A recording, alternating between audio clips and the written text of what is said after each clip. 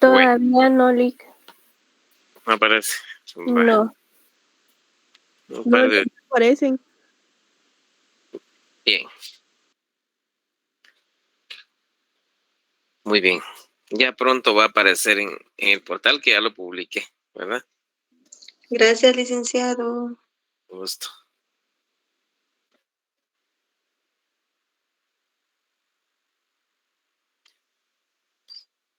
También estoy revisando los trabajos, estimados estudiantes, los ejercicios que han estado enviando. Por favor, no se les olvide hacerlo, ¿ya? Entonces, no les crean cuando les dicen, no, si los docentes no revisan los trabajos, no revisan los ejercicios, vos mandarlo así. No, yo sí reviso. Yo reviso. Son 275, pero no todos lo han enviado, así que de igual forma reviso uno por uno, ¿verdad? Entonces, de hecho, hoy estuve revisando los que ya enviaron del ejercicio que hay que entregar en los próximos días. Y de verdad me alegró mucho, porque pues sí han entendido el mensaje. Y hay que hacer una relación con los artículos de nuestro Código Civil. No van a ir a consultar el Código Mexicano a ustedes. Tienen que hacer una relación con los artículos que corresponden a nuestra legislación civil. Y eso me agradó porque vi un trabajo que viene de esa manera, ¿verdad? Por ahí le comenté a uno de los compañeros qué falencias tiene en su trabajo. Así que atentos, envíen sus trabajos. Después no me vayan a decir, licenciado, me falta un punto. ¿Qué hago? Nada, no hay nada que hacer. Ya, fíjese que me faltó un punto para ganar el curso. Me quedé perdí la clase con 60, con 59. Bueno, ¿envió los trabajos? No, sí los envié, pero tardíamente, lo siento, muy tarde, así de simple. Así que envíenlos. Muy bien. Bueno, entonces hoy vamos a continuar vamos a tratar de iniciar ya. En este momento tenemos 102 estudiantes, fíjense ustedes. Quiero comentarles que la media, o más de la media, sacó de 25 en adelante, 26, 28, ya. Ahora hay algo que me llamó la atención y quisiera pedirles, por favor, lean siempre las instrucciones. Bien. Y lo que se pide deben contestar. Por ejemplo, en el número de carnet pusieron su nombre, imagínense ustedes. Y entonces eso me complica un poco más porque en lo que me pongo a buscar por nombre, ¿verdad? Es mucho más fácil con la clave o con el número de carnet. Entonces, como no todos se sabían su clave, ¿verdad? Algunos se inventaron ahí un número quise decir. Y entonces lo que hice fue que con el número de carnet los estuve ingresando la nota, ¿verdad? Pero los que no tenían número de carnet, ¿qué hacemos ahí?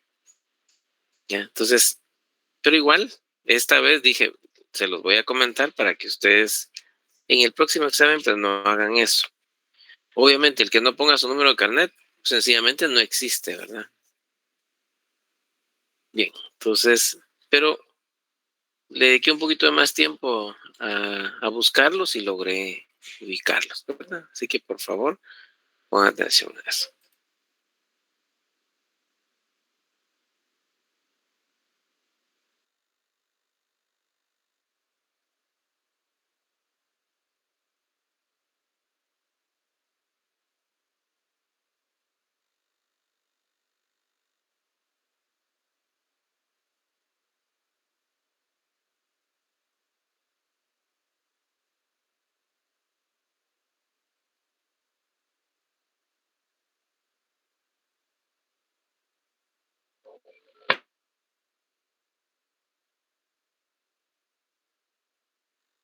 no me encendé mi cámara porque tengo aquí a mi bebé, entonces para que no se distraigan ahí, como a veces le doy de comer, está un poquito mala, no la puedo acostar ahorita. Voy a Va, tener la cámara apagada, ¿de pero sí acuerdo? estoy escuchando la clase. Muy bien. Eso es muy importante, estimados estudiantes, porque con todo gusto les doy intervención. Siempre levantan la manita y con gusto les doy intervención en el momento en el espacio que hacemos para que ustedes puedan participar, ¿verdad? No antes, no después, no cuando ya concluimos la clase, ¿verdad? Entonces, muy importante que sigamos el hilo conductor de la clase, pues, porque a veces me preguntan, digamos, cosas que no están relacionadas con el tema que estamos tratando. Entonces dice uno, bueno, pero igual con mucho gusto trato de resolvérselos. Como dijeron ustedes el otro día, esa ya es consulta, ¿verdad? Bien. Bien, perfecto. Vamos a ver. Aquí estamos con la presentación. También es muy importante que vayan colocando los artículos que responden en el trabajo que se les encomendó, ¿verdad? Por ejemplo, ahí se menciona de la solidaridad. Vamos a quitar esta cuestión de acá. Y ustedes van a buscar el fundamento legal de las obligaciones solidarias, es decir, la mancomunidad, ¿verdad? Las obligaciones compuestas. Bien, así quiero el ejercicio. Por eso les di un poquito de tiempo para que lo hagan. Bien, entonces veíamos en cuanto a las obligaciones provenientes de hechos lícitos sin convenio. Habíamos visto la gestión de negocios. Un segundo.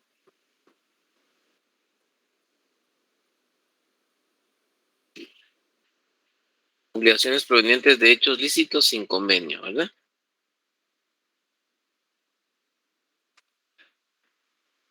Y vimos la gestión de negocios. Nos fuimos hasta el artículo 1605. Y hoy vamos a continuar, vamos a ver el enriquecimiento sin causa, que es otra de las fuentes de las obligaciones, ¿ya? Y estas son obligaciones provenientes de hechos lícitos sin convenio, 1616. Vayámonos entonces, por favor, a ese artículo. Por favor, les pido que tengan su código a la mano, ¿verdad? Y de preferencia, eso de preferencia es para no decirles a ustedes que obligadamente deben tener su código en físico, ¿verdad? Que así debería ser. 1616. Enriquecimiento sin causa. Vamos a ubicarnos entonces en el capítulo 2 y recordemos que estamos hablando de las fuentes de las obligaciones, ¿ya? Y esta es otra de las fuentes de las obligaciones, el enriquecimiento sin causa, ¿ya? Capítulo 2, 1616 al 1628. Estamos ubicados en el título 6, ¿ya? Recordemos que estamos también en el libro 5, Derecho de Obligaciones, en la parte general, ¿verdad? Obligaciones, ¿ya? Que corresponden a las obligaciones en general. Es decir, el derecho de obligaciones, ¿ya? Bien. Vemos entonces el enriquecimiento sin causa. ¿Qué es el enriquecimiento sin causa? Se recordarán ustedes la causa, ¿verdad? Es uno de los elementos. ¿Ya? La persona que sin causa legítima, es decir, que no está legitimado en ese sentido, se va a enriquecer, ¿ya? Pero perjudicando a otro, a otra persona. Esa persona que se enriquece en perjuicio de otros, de otra o de otros, se ve obligado, fíjense ustedes, hay una obligación Ahí se crea un vínculo jurídico, ¿ya?, a indemnizarla, ¿ya? Entonces nace esa obligación de indemnización. ¿En cuánto? ¿En qué cantidad debe indemnizar a la persona que la está perjudicando con ese enriquecimiento? ¿Cuál es el monto? ¿Ya? ¿Habrá algún parámetro? ¿Mm? Analicemos ese artículo. Dice que debe indemnizarla en la medida de su enriquecimiento. ¿Cuánto se enriqueció esta persona en perjuicio de otro? ¿Cuál es el monto? Digamos, ¿fue de 500,000 quetzales? ¿Fue de 1,000,000? Ah, bueno, entonces en esa medida debe indemnizarlo, ¿ya?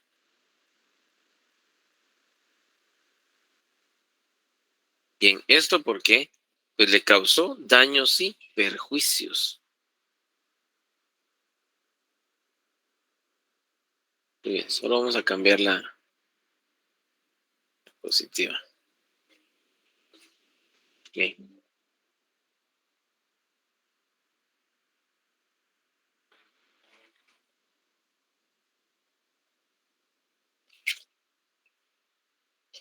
Veamos, voy a cambiar la diapositiva. Quería seguir comentando el punto este, pero vamos a avanzar un poquito de la mano de lo que está en nuestro código.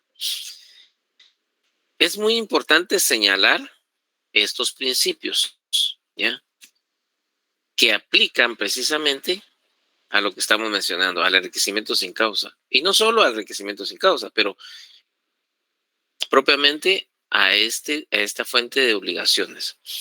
Esto derivado del principio de equidad, que era la base de las obligaciones, ¿verdad?, que se formaban sin convenio. El principio de equidad, ¿ya? El Código Civil de 1877, ¿ya?, guatemalteco, por supuesto, establecía ciertos requisitos, digamos, para poder establecerlo. ¿Cuáles eran estos principios de equidad? Número 1, cada uno quiere lo que le sea útil, ¿ya? Todos queremos algo que nos vaya a servir, que nos sea de utilidad, ¿ya? Así lo establecía el Código Civil guatemalteco de 1877. Entonces nadie va a querer algo que no le sea útil, ¿verdad? Bien. Pero también aquí es importante irnos un poquito más allá de lo que estamos comentando, porque hay una teoría que se denomina la teoría del utilitarismo, ¿ya? Que eso se los dejo ahí en el tintero para que ustedes lo busquen. ¿Qué significa la teoría del utilitarismo? O teoría de la utilidad también, ¿ya? Si me es útil y si no, no me sirve, ¿verdad? Dice el principio del utilitarismo, ¿ya? Si no me es útil, entonces lo desecho, ¿verdad? Ah, ojo con eso, porque aquí estamos hablando de cosas, ¿verdad? Por favor. Quiero que lo interpretemos de esa manera, ¿verdad? Cada uno quiere lo que le sea útil. Bien. Que tenemos el segundo, que es nadie debe enriquecerse con detrimento de otro. Aquí es importante mencionar ciertos principios filosóficos, ¿ya?, que hay que conocerlos. Creo que ustedes llevaron ya un poquito de filosofía, ¿ya? Algo de lo que estoy mencionando tiene que hacer eco allá en esa memoria maravillosa que tienen ustedes, estimados estudiantes, porque sé que ustedes son pilas, son muy inteligentes. Entonces, importante esto. Nadie debe enriquecerse con detrimento de otro. ¿Ya? Tercero, el que quiere aprovecharse de un hecho no puede dejar de someterse a sus consecuencias. Es decir, toda acción, ¿ya?, tiene sus consecuencias, ¿ya? Causa y efecto, ¿ya? Ese es otro principio. O sea que va a tener consecuencias, ¿verdad? Se aprovechó de un hecho en beneficio propio, pero va a tener sus consecuencias.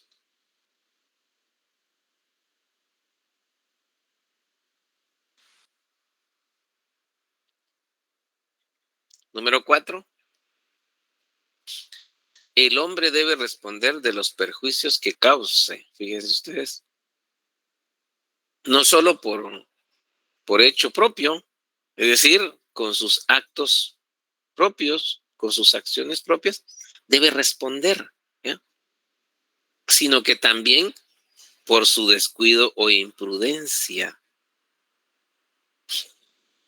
Estos 4 principios son los que se encontraban plasmados en el Código Civil de 1877, ¿verdad? Así lo menciona el autor Arturo Villegas Lara, ¿verdad? Entonces, vemos que estos principios son muy importantes en cuanto al enriquecimiento sin causa. Aquí les voy a dejar un ejercicio que me averigüen qué es la epiqueia. Ahí está en la pantalla. ¿Qué quiere decir la epiqueia? Y me lo van a agregar, ¿verdad? Yo les voy a subir una tarea, dice ahí, ¿verdad? Epiqueia. Es filosófico. ¿Qué es la epiqueia? Entonces, que está relacionado con la equidad, ¿verdad? Bien. Ahora vayámonos al artículo 1617. Establece que no hay enriquecimiento sin causa. ¿En dónde? En los contratos celebrados lícitamente. ¿Ya? Ahí no puede haber enriquecimiento sin causa. ¿Por qué razón? ¿Se recuerdan del ejercicio que hicimos? Porque en los contratos hay una causa y esa causa debe ser lícita. Un contrato que no contiene una causa está mal redactado, está mal hecho. Debe tener una causa, ¿ya? Por eso, fíjense ustedes la redacción de este artículo.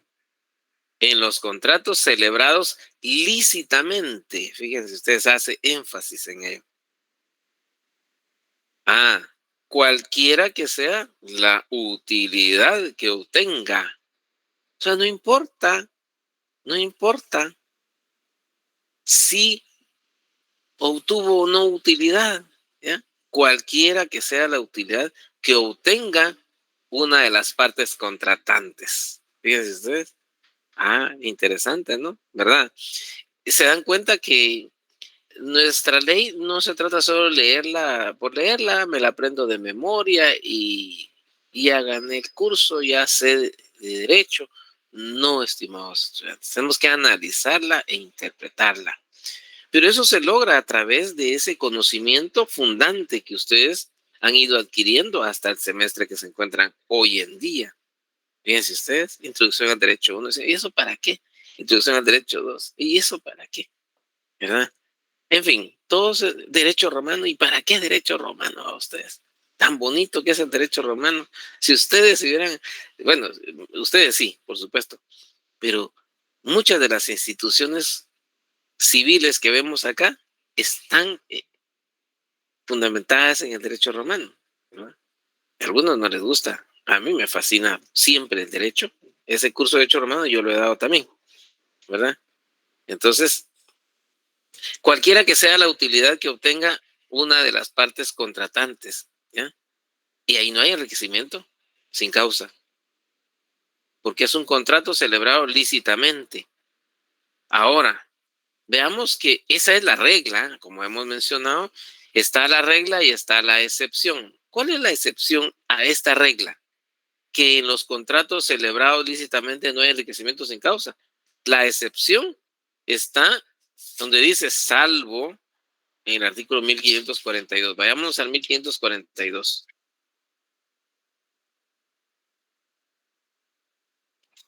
Cuando analizamos nuestros artículos, así debemos hacerlo. Pero esa ya es lectura de análisis. Lo que yo les he pedido a ustedes es que en lectura rápida, vean rápido. 1542. Este artículo establece que cuando se trata de contratos usurarios, aquí podría haber enriquecimiento, ¿sí? Sin causa. ¿Por qué? Veamos. Porque en los contratos usurarios lo que hay es un aprovechamiento de una de las partes en detrimento de otra. Fíjense ustedes, ahí sí. Por eso hace la salvedad.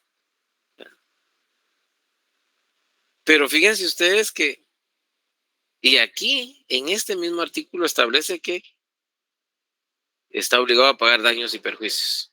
¿Ya? Una vez, por supuesto, que se declare judicialmente la nulidad de ese convenio. ¿Ya? La persona que aprovechándose de la posición que ocupe, ¿ya? O de la necesidad de la persona que estaba queriendo contratar o que contrata, o la inexperiencia o ignorancia de otra, la induzca a conceder ventajas usurarias. Cuando va usted y resulta que le cobran el 48% de interés anual y no se ha dado cuenta. Y le dicen, no se preocupe, usted solo pague el mínimo. Y el mínimo ni siquiera es el interés, porque le va subiendo su cuota, le capitalizan los intereses. Estamos hablando de un contrato usurario, ¿verdad? Es que tan amables que son, fíjese que me gasté 10,000 y dice que solo debo pagar 100 quetzales, que es el mínimo. ¿Ya? Imagínense usted, ahí hay un contrato usurario. Pero en fin, entonces ahí sí podría haber enriquecimiento sin causa. Y la idea es que ustedes pues vayan medianamente aplicando este conocimiento. Por supuesto, es el ejemplo que estamos dando, Evelyn, ¿verdad? Es el ejemplo que estamos dando. Bien, vamos a continuar entonces. Vamos a ver, seguimos acá. Bien.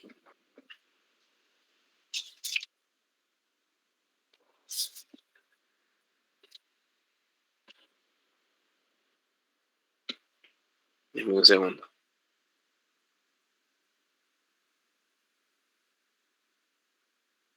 Solo voy a preguntarle si ustedes me confirman. La gestión de negocio ya la habíamos visto. Sí, ¿verdad? Muy bien. Es que aquí lo tengo nuevamente. Muy bien.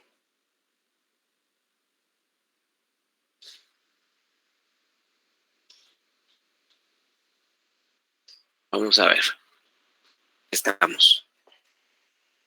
Vemos entonces, trato de ir cambiando las diapositivas para que así podamos ubicarnos, ¿verdad? Aunque esto solo, como lo hemos mencionado, solo sirve de guía para que podamos orientar nuestra exposición. En el segundo párrafo de esta diapositiva vemos que en principio todas las obligaciones son causales, ¿ya? Es decir, tienen una razón de ser, ¿ya? En otras palabras, como lo hemos dicho, se originan de algo, ¿ya? La excepción son las obligaciones abstractas, dice Manuel Bejarano Sánchez. La excepción son las obligaciones abstractas, es decir, se abstraen de la razón que las generó, por lo cual se llaman abstractas, es decir, valen sin depender de alguna cosa. En el caso de estas obligaciones abstractas, son la excepción a que siempre en una obligación, ¿ya? Hay una razón por qué nace esa obligación, ¿ya? Entonces, si lo analizamos desde otra perspectiva, Ninguna persona con uso de razón puede contraer deuda alguna, ¿sí? Sin motivo. ¿Qué pasa? Puede pasar por ahí un contrato de reconocimiento de deuda. Fíjense ustedes.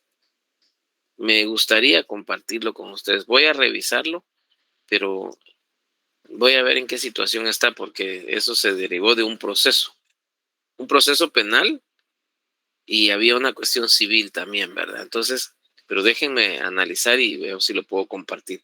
Pero resulta que a la persona la citan a una oficina, y no voy a decir en qué lugar. Citan a la persona, a las personas, porque eran varios, ¿verdad? Era uno el que había cometido algunas cuestiones, algunos hechos en contra de una empresa. Y resulta de que llaman a los hermanos, porque él no tenía bienes con qué pagar. Entonces llaman a los hermanos y los asustan, los coaccionan, los amenazan, ¿ya? Es decir, hay vicios del consentimiento. ¿Se recuerdan ustedes? 1257, 1258. Y los coaccionan y dicen, miren, si no firman este reconocimiento de deuda, los vamos a meter a la cárcel. Entonces vienen y firman ese reconocimiento de deuda. Pero ojo, ¿y dónde está la causal ahí? 500,000 de quetzales se reconocen deudores, ¿ya? ¿Dónde está la causal? ¿Cuál es la razón de ese endeudamiento? Hay un enriquecimiento sin causa, estimados estudiantes, porque no hay una causa que lo origine, no hay una razón, ¿ya? Todas las obligaciones son causales. Ninguna persona con uso de razón puede contraer deuda alguna sin motivo, ¿ya? Esa es la generalidad. Pero en las abstractas, la causa es indiferente para la existencia y eficacia de la obligación. Pero en este caso que les estoy comentando, no hay una causa, no hay una razón. ¿Por qué obligan al resto de hermanos a reconocer esa deuda? Porque es mucha plata. Ese contrato, ¿ya? Tiene su techo de vidrio, está escrito sobre papel, y le dejamos caer unas gotas de agua y se va a deshacer, por decirlo de alguna forma romántica. Pero el notario que se prestó para eso, ¿ya? Imagínense ustedes, seguramente no es egresado de nuestra tricentenaria, ¿verdad? O tal vez ni siquiera, ¿verdad? Pasó por las aulas universitarias. Porque jamás debió nacer a la vida jurídica ese contrato. Por ninguna razón. ¿Por qué? Porque hay un enriquecimiento sin causa, ¿verdad? Entonces, bien, los títulos de crédito contienen obligaciones abstractas. Fíjense ustedes, en el caso de los títulos de crédito, eso es un ejemplo, ¿ya? El decreto 70, no sé si ustedes ya están viendo esos temas en derecho mercantil, artículo 385, ¿ya? Libro tercero, ¿ya? De los títulos de crédito, ¿ya? Los títulos de crédito contienen obligaciones abstractas, ¿ya? Tenemos en el caso de los cheques. Nos emiten un cheque y en el cheque sencillamente nace una obligación. Pero en el cheque no dice ahí, a menos que la persona le quiera colocar, pago al herrero, ¿verdad? Por ejemplo, ¿ya? Entonces pone ahí que está pagando. Y entre otros títulos de crédito, el pagaré, que una vez librados se deben pagar aún sin tener una causa que los justifique. ¿Y cómo circulan estos títulos de crédito? En el caso de los cheques, bueno, si es, digamos, no le han puesto la cláusula no negociable, viene el herrero y lo recibió, él sabe que fue por trabajos de herrería, ¿verdad? Pero no le ponen nada en el cheque, solo páguese a la orden de y José López, por ejemplo. Espero que no haya José López aquí. Y entonces viene y él le dice a otra persona, a uno de sus amigos, le dice, mira, fíjate que no tengo mi DPI, lo extravié y quiero cobrar este cheque, va a endosámelo, dice, porque es la forma de circulación de los títulos de crédito es a través del endoso. Entonces lo endosa y la otra persona va y lo cobra. ¿Habrá una causa ahí? No, no hay causa. No hay una razón de esa obligación. ¿Por qué? el banco, el librado, que es el librador y el librado siempre va a ser un banco en un cheque, en un título de crédito cheque. Él no le va a preguntar, mire usted, ¿y cuál es la razón de por qué le dieron ese cheque? ¿Va? Hay una obligación de pagarlo del librador, de tener los fondos suficientes y del librado de pagarlo. ¿Ya? Pero ahí no hay enriquecimiento sin causa. ¿Ya? Porque esta es una, ¿qué? Una obligación que dijimos abstracta. Entonces, ojo con eso, no se les vaya a olvidar, por favor. Ahí tenemos el ejemplo de una obligación abstracta. ¿Vamos? Ok. Veamos entonces que en el derecho alemán, en el caso del enriquecimiento sin causa, existe la promesa abstracta de deuda y el reconocimiento abstracto de deuda. Entonces, la primera, la abstracta de deuda, es para consignar una obligación presente y la segunda para documentar una obligación preexistente. O sea, ya existe. ¿Ya? ¿Ya? Pero ambas con la característica particular que hay una desvinculación de la causa que los originó. ¿Ya? No hay vinculación en esa causa que los originó. Por supuesto, en el caso de, en este caso es irrelevante para la vida de esa obligación, la causa, la razón. ¿Ya?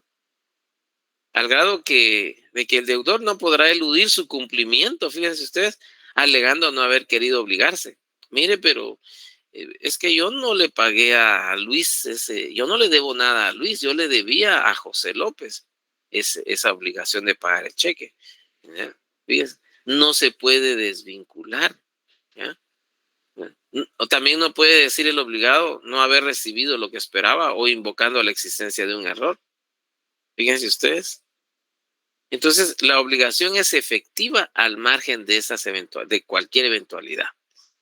Bien, entonces vemos que en el caso de la obligación abstracta se ha refundido en una forma especial para darle mayor seguridad de que será cumplida. ¿Verdad? Y hablamos del ejemplo de los títulos de crédito. Lo que mencionábamos del cheque, ¿verdad?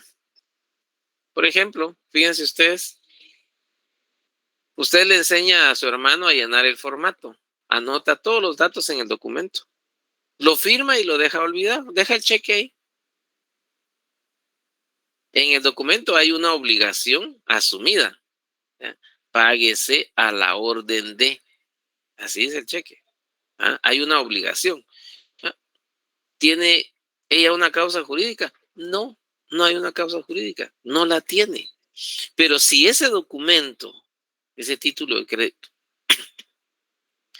entra en circulación,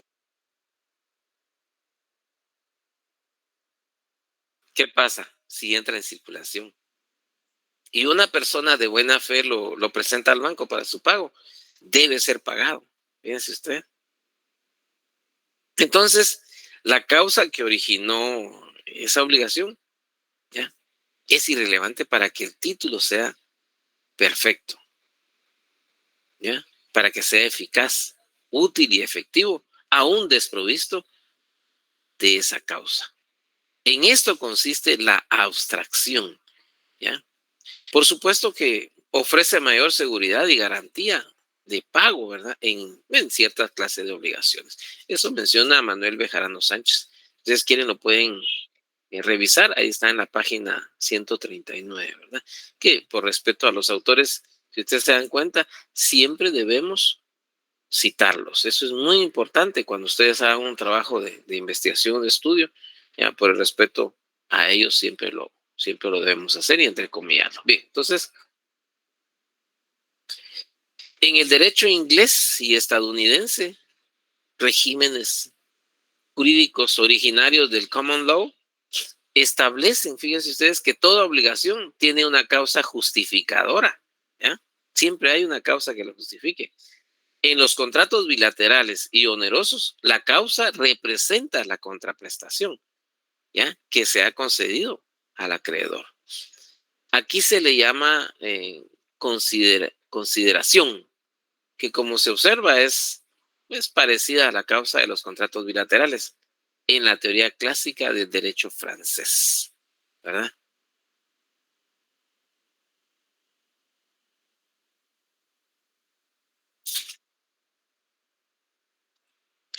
El pago de lo indebido en la doctrina francesa es un hecho jurídico, dice que es una especie del enriquecimiento sin causa, ¿ya?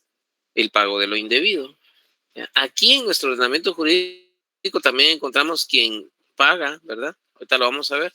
Es una especie de ese enriquecimiento sin causa. Quien paga lo que no debe no tiene causa para empobrecerse y tiene derecho a que se le restituya de lo entregado. El pago sin deuda carece de causa y razón de ser. Vayamos al 1618. El que ha pagado alguna cosa, aquí vemos cómo esa doctrina francesa está plasmada en nuestro código. Esa es la importancia de estudiar la doctrina. O sea, hay gente que lo cuestiona, ¿verdad? ¿Para qué? Usted estudia la ley, sí, pero no la va a entender. ¿Por qué? Porque no ha leído la doctrina. Por eso tienen que leer no solo a Bejarano Sánchez y Rogina Villegas, muchos más autores para entender todo esto. Si esta no es letra muerta, pues el código, las leyes no son letra muerta. Si usted se lo aprende de memoria, sí, pero explíquemelo. En los exámenes técnicos profesionales en la fase privada, por ejemplo, si uno le dice, a ver, ¿dónde está regulado tal institución? En 1618. Bueno, explíqueme eso. ¿Qué significa? No lo va a poder explicar porque no estudió la doctrina. Porque por ahí les dicen, ¿sabe qué? Usted estudie la ley, doctrina no estudie. Por supuesto que tiene que estudiar doctrina. El que ha pagado alguna cosa por error de haberse creído deudor de ella, fíjense ustedes, creyéndose que era deudor, le paga a alguien. Tiene derecho a recobrar, ¿ya?, del que la recibió indebidamente. Ahí hay enriquecimiento sin causa. Sin embargo, cuando una persona, a consecuencia de error suyo, ha pagado una deuda ajena, no tendrá derecho de repetición contra el que, a consecuencia del pago, ha suprimido, ¿eh?, o cancelado un título necesario para el cobro de su crédito. Entonces, pero podrá intentar contra el deudor las acciones del acreedor. Entonces vemos que hay excepciones a esto, ¿ya?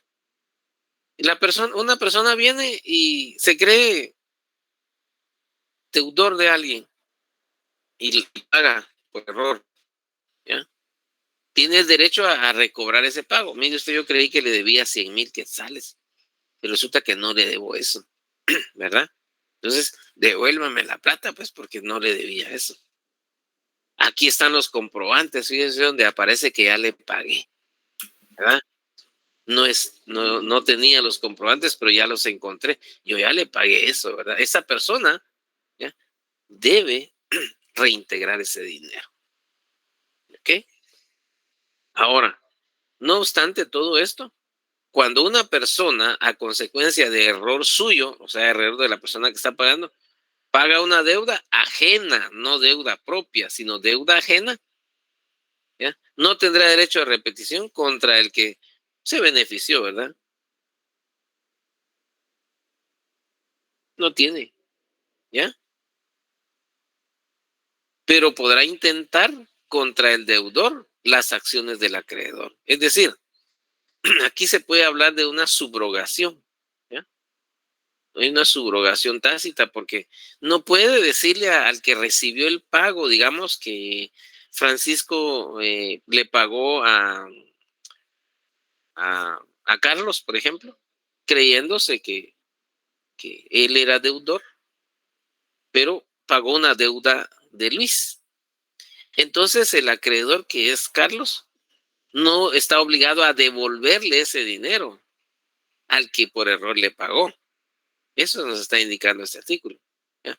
Pero el que pagó puede ejercer la acción de ese acreedor en contra del que se benefició con ese pago, ¿verdad?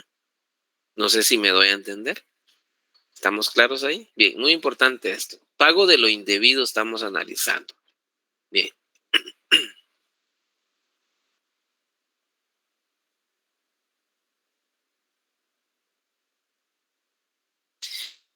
El artículo 1625 podemos observar que no se puede recobrar lo pagado que no habiéndose podido exigir con arreglo a las leyes, se hubiera satisfecho según la equidad. Aquí vemos nuevamente el principio de la equidad, de lo que habíamos mencionado, que por favor les pedí que revisen ese punto, ¿verdad?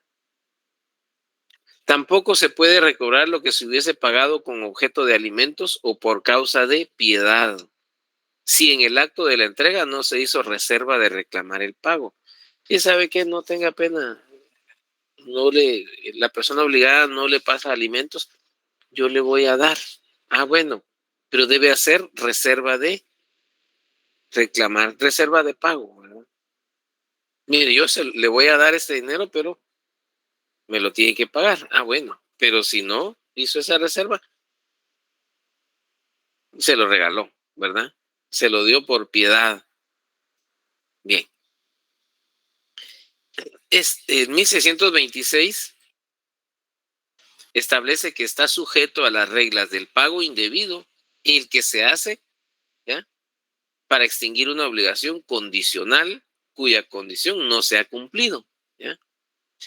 Recuérdense ustedes que en los negocios condicionales debe cumplirse la condición para que sea efectiva esa obligación en los negocios condicionales, ¿ya? Entonces, está sujeto a esas reglas del pago de lo indebido, el que se hizo. Si se hizo un pago creyéndose que ya se había cumplido la condición, ¿verdad? ¿Ya? Bien. Ahora en 1627 establece que pasan a los herederos los derechos y obligaciones sobre lo indebidamente pagado, o sea que va más allá, ¿ya?, de la muerte de la persona. O sea que alguien más, digamos un heredero, puede reclamar el pago de lo indebido. Bien, ahora veamos, voy a abrir el espacio, estimados estudiantes, para que ustedes puedan plantear sus inquietudes. En este momento, un par de minutos ahí, con mucho gusto, ya saben cuál es el procedimiento. Vamos a ver, bueno.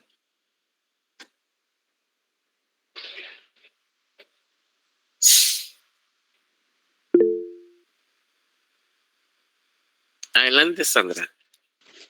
Lick, tengo una duda. Yo tuve un caso de un amigo, ¿no? Que pues él pagó su deuda y todo, le dieron finiquito y sin embargo le siguen cobrando la deuda. ¿Cómo es ahí o qué es lo que procede?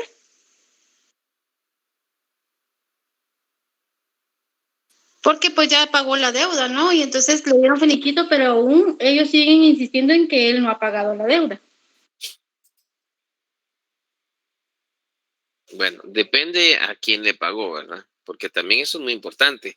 Cuando veamos el pago, que es una de las, digamos, formas de cumplimiento de las obligaciones, ¿ya?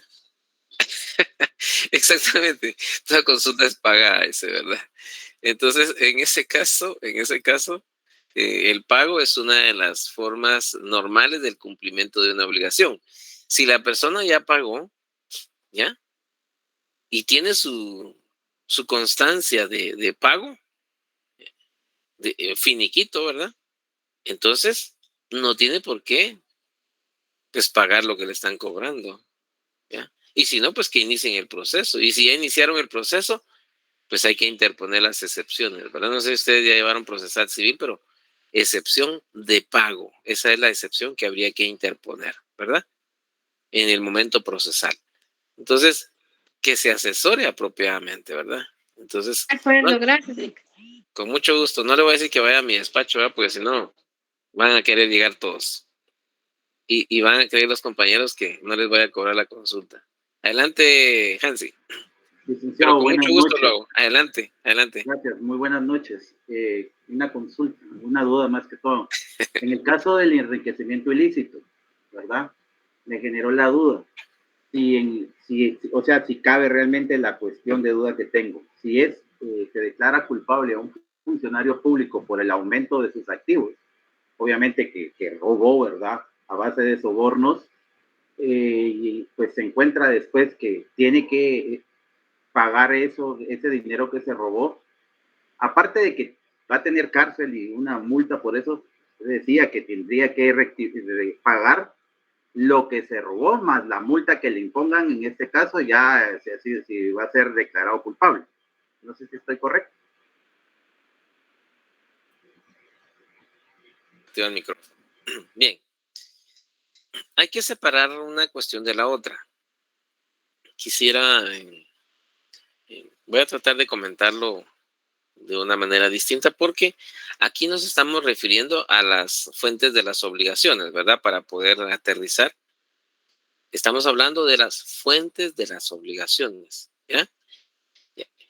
El enriquecimiento sin causa es fuente de las obligaciones, ¿ya? Bien. Lo otro que menciona el compañero Hansi tiene que ver, pero con un ilícito, ¿verdad? Enriquecimiento ilícito, ¿ya? Que está regulado en las leyes penales. No es enriquecimiento sin causa, sino es enriquecimiento ilícito, ¿verdad?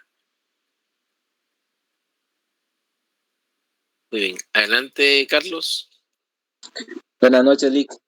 Fíjese que a mí me surgió la duda con respecto a los contratos usurarios, porque ¿en qué momento se puede hacer la reclamación de un contrato usurario si las partes han aceptado la condición, ¿verdad? Para que se dé ese contrato.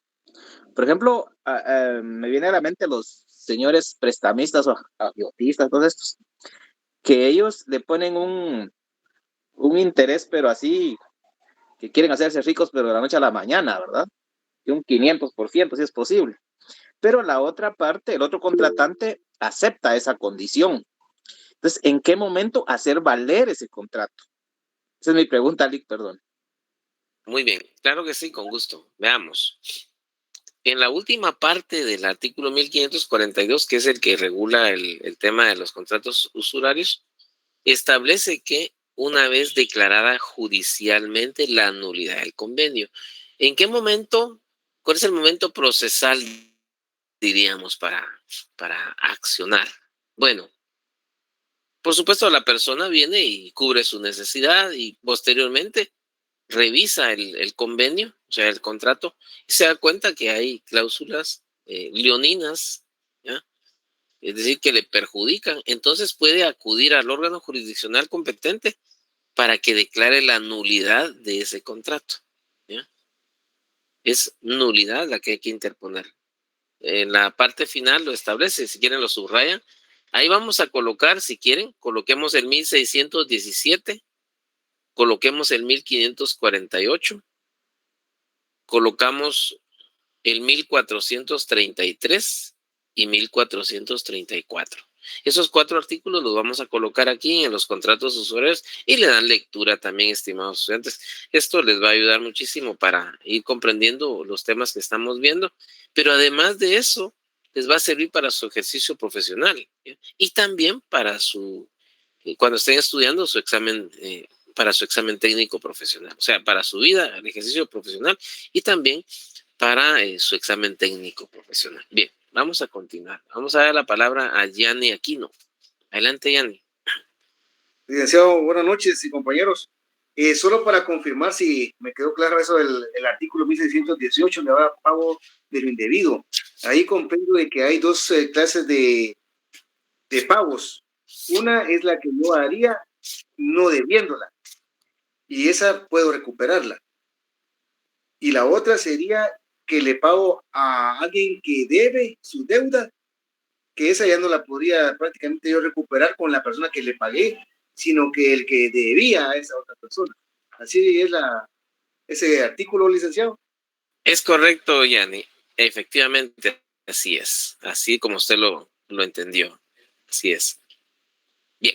Gracias. Muy bien. Un gusto. Vamos a cerrar la participación. Entonces, ya ahorita vamos a continuar con nuestra exposición de la clase. Bien.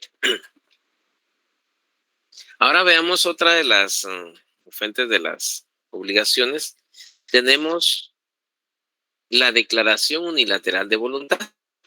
Esto lo vamos a encontrar en el capítulo 3 del artículo 1629 al 1644. Entonces, Ahí en su código, por favor, colocamos 1629 al 1644. La declaración unilateral de voluntad. ¿Qué significa esto? Tenemos, vamos a cambiar acá. Vamos a hablar un poquito de dónde surge esta institución del derecho civil, es decir, como fuente de las obligaciones. Las declaraciones de voluntad son consideradas en la doctrina francesa como actos jurídicos. Así se consideran. Recuérdense que hablamos de los hechos y hablamos de los actos jurídicos, ¿verdad? Entonces, en la doctrina francesa nace esta declaración de voluntad, ¿verdad? Y son considerados, son calificados como actos jurídicos. Bien, ahora, la doctrina jurídica señala como antecedente de la promesa unilateral de voluntad las ofrecidas en Roma, ¿verdad? Que se le ofrecían a la ciudad, ¿ya? La policitatio, ¿ya? Por eso les mencioné el derecho romano, ¿verdad? Aquí les va a servir eso, van a tener que recordar un poquito de ello. O también se le otorgaba, se le ofrecía a la divinidad, el votum, ¿verdad? Las promesas también a Salman del antiguo derecho germánico, ¿no? Y los votos o mandas religiosas del derecho canónico. Fíjense ustedes, ahí se origina esta doctrina. Bien. Sin embargo, el derecho laico se resiste y se resistió a reconocerla como una fuente autónoma de obligaciones. Porque decía, no, pues si esto obviamente relacionado con la divinidad, ¿verdad? Con las cuestiones religiosas, a lo cual muchas personas, pues, no quiero sonar de una forma, como aquí en la academia, ¿va? Ustedes, entonces, hablan de religión y la gente se pone de rodillas, ¿va? Ustedes. Entonces, no es tan así como suena, porque resulta de que no, el de derecho laico no lo reconocía como obligación. Decía, no, esto es voluntad de la persona que quiere regalarlo, pues, ¿verdad? ¿Ya?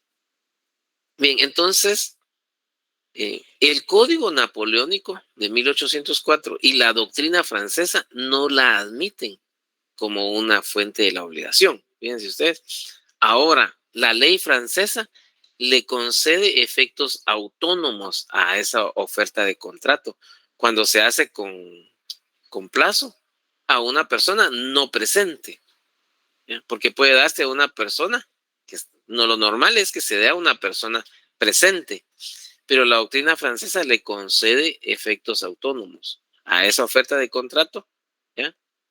A una persona que no está presente. Por ejemplo, la oferta al público, ¿ya? En la legislación civil guatemalteca está regulado como obligación del oferente la oferta al público y debe cumplir con lo que ofrece. Por ejemplo, vamos a un centro comercial, a un comercio, y vemos publicado el precio ahí en la estantería, ¿verdad? A ustedes que les gusta andar viendo ofertas ahí, ¿verdad? Llévese 4 y pague 2, ¿verdad? Entonces, y dice ahí, precio normal, 100 quetzales. Oferta, 50 quetzales. Bueno, esa es oferta al público. Pasan ustedes a la caja y les dice el cajero, fíjese señor, que esa oferta ya no está, ya no existe. Esa fue desde hace un mes, ¿ya? Y como ustedes van con su, como dicen aquellos cantantes, ¿no? Voy con mi celular en la mano, ¿va? Ustedes y van con celular en la mano ahí como, y le toman una foto, ¿verdad? Ya lo documentaron. Dice, mire, pero fíjese que así está en la estantería, así que usted me va a dar ese precio. ¿Por qué? Porque ahí nació una obligación, ahí existe una obligación, hay una declaración unilateral de voluntad. Y si no, entonces, ¿qué harían ustedes? A ver, decreto 06-2003, no me lo sé todos. Y van ustedes y presentan su queja. Permítame el libro de quejas, le dice, porque usted me tiene que sostener ese precio. ¿ya? La persona que ofrezca al público objetos en determinado precio, 1629, ¿qué dice ahí? Queda obligada a sostener su ofrecimiento. Fíjense ustedes. ¿Ok? Bien, vamos a cambiar de diapositiva. El autor Rojina Villegas afirma que la declaración unilateral de voluntad es una fuente, ¿ya? Pero es una fuente general de las obligaciones. Lo mismo que el contrato, ¿ya? Las partes son libres para crear los contratos que deseen, conforme al principio de ¿qué? ¿Qué principio? El principio de la autonomía de la voluntad. ¿Ya? Esto lo encontramos en el libro de Manuel Bejarano Sánchez, citando al autor Rojina Villegas, ¿verdad? ¿Cuál es la posición de nuestro ordenamiento jurídico civil? La declaración unilateral de voluntad regulada en el Código Civil guatemalteco la acepta como fuente de las obligaciones, basados en el principio de la autonomía de la voluntad. Bien, en este momento tenemos 169 estudiantes presentes de los 275 que se encuentran matriculados en esta sección.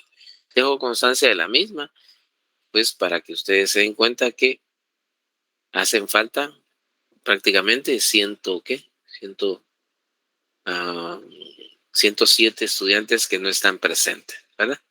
Bien. ¿Qué figuras comprende la declaración unilateral de voluntad? ¿Cuáles son? La oferta al público. La persona que ofrezca al público objetos en determinado precio, decíamos, está obligada, tiene que sostener ese precio. También vamos a encontrar la promesa de recompensa regulada en 1630. Esa es la otra forma de obligación, ¿ya? Y los títulos al portador, ¿ya? Veamos la promesa de recompensa. 1630, el que hace oferta por la prensa u otro medio de difusión, Facebook, etcétera, ¿verdad? Todas esas plataformas digitales, ¿ya? Si hace una oferta, ¿ya?, de remunerar una prestación o un hecho, contrae la obligación a cumplirlo, ¿ya? Tiene la obligación, debe cumplir lo que está prometiendo. Bueno, se les perdió el gato y lo publican, dice, mire, vamos a pagar $100 al que nos diga la ubicación de ese gato, ¿ya? El que encuentre el gato o el que diga dónde se encuentra, pues le deben pagar, ¿ya?, la recompensa, porque la persona ya lo prometió. ¿Y qué pasa si no le paga? ¿Pueden demandarlo? Sí, por supuesto que lo pueden demandar. Claro que sí, porque es una fuente de la obligación. Por eso dice, ¿ya?, contrae la obligación de cumplir lo prometido. Cualquiera que realice la prestación, segundo párrafo del artículo aun cuando no haya tenido conocimiento de la existencia de la promesa, puede exigir del obligado la recompensa ofrecida. ¿Se puede revocar esa promesa? Sí. Siguiente artículo. La promesa pública de recompensa podrá revocarse cuando exista justa causa para ello, en la misma forma que la oferta, a no ser que la prestación ya se realizó. ¿Qué pasa si el oferente de la promesa de recompensa revoca el día de hoy, jueves, esa promesa de recompensa? Pero resulta que una de las personas que vio esa promesa y la cumplió antes de la revocación, ya no surte efecto jurídico, ¿verdad? 1638, título al portador. Entonces vamos a colocar ahí en el 1629, número 1, número 2, promesa de recompensa en el 1630, y número 3, títulos al portador. Esas son las figuras que comprende la declaración unilateral de voluntad.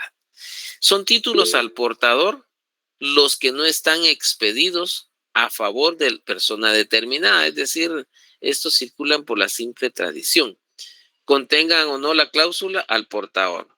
estos títulos se transmiten por la simple tradición. Entonces, repito, las figuras que comprenden la declaración unilateral de voluntad son 3. Aquí lo tenemos en pantalla, estimados estudiantes.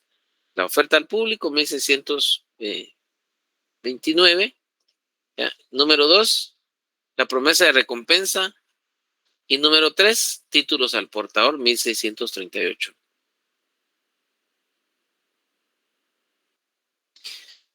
La oferta al público es una forma de declaración unilateral de voluntad utilizada frecuentemente en el tráfico mercantil, pero también en el Código Civil, ¿verdad? ¿Y cuál es el efecto de la oferta al público? El efecto jurídico es que queda obligada, por eso lo tengo subrayado ahí, si se dan cuenta, queda obligada a sostener su ofrecimiento. Ese es el efecto jurídico. ¿Cómo se perfecciona? Se perfecciona en el momento en que es conocida por el destinatario, ¿ya? Y va a generar la inmediata obligación del promitente, ¿verdad? En cuanto se hace pública antes de ser aceptada, siempre que se acoja a la teoría de la declaración de voluntad como fuente de las obligaciones. Quien hace declaración de voluntad queda obligado independientemente de toda aceptación, porque para que produzca un vínculo jurídico solo es indispensable la declaración de voluntad de la otra parte, ¿verdad? Así lo menciona Arturo Villegas. En cuanto a la promesa de recompensa, esta ya lo mencionábamos, que puede exigir al obligado, ¿ya?, la recompensa que ofrecía, ¿verdad? Y los títulos al portador, ¿ya?, lo mencionábamos en cuanto a que estos son creados por una persona y desde el momento que entran en circulación, ¿ya? Digamos que alguien crea un cheque, un título de crédito, cheque, lo firma y lo pone ahí al portador, ¿ya? ¿Qué pasa si lo dejó en su escritorio el creador de ese título de crédito? Lo dejó en su escritorio y alguien vino y o se cayó ese título de crédito, se cayó y se fue a la vía pública, se fue a la calle, pues, ¿ya? Y lo encuentra alguien. ¿Qué pasa ahí? ¿Estará obligado a pagarlo? Sí, está obligado. Debe pagarlo. Fíjense usted, tiene que pagarlo.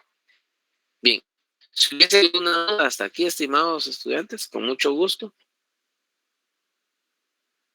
Hasta aquí quedaríamos con la clase del día de hoy. Adelante, Jeremy, Esteban. Hola Luis, yo tengo una duda en esta cuestión de la oferta pública. ¿Hasta que cómo se podrá tomar la oferta pública? En el sentido de, ¿solo puede ser impresa en prensa o también ya cuenta, por ejemplo, en una publicación en Marketplace? ¿Podría tomarla yo como oferta pública para obligarlo a que me venda al precio que tenía publicado, por decirlo, o solo serían medios impresos o cuestiones así? Con gusto. Fíjense que efectivamente cualquier oferta que se haga por cualquier medio debe sostenerse, ¿verdad? Porque ahí nace una obligación. Por ejemplo, lo que usted mencionaba, ¿verdad? Si alguien ofrece a un quetzal un producto ahí, ¿ya? Porque puede pasar eso.